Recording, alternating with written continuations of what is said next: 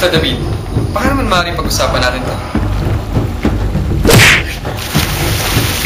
Sungit mo naman. Tinatanong ko lang naman yung pangalan mo eh. Masama ba yun? Tumahimik ka.